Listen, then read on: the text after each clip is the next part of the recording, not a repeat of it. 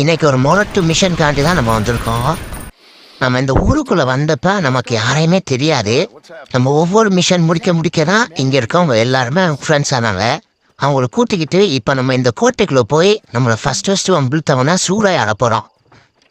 First நம்ம தெரியாமல் இந்த வண்டிக்குள்ளே உட்காந்துக்கிட்டோம்னா இங்கே உள்ளதை நம்மளோட உள்ளே தெரியாமல் கொண்டு போயிட்டு உள்ளே போய் மிஷின்களை எடுத்துட்டு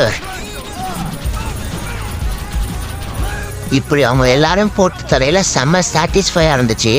ஏன்னா நம்ம ஃபஸ்ட்டு இந்த ஊருக்கு வந்தப்போ நம்மளை தனி ஆளாக சுட்டு போட்டுருவாங்க, நமக்கு ஆள் யாருமே இருக்க மாட்டாங்க.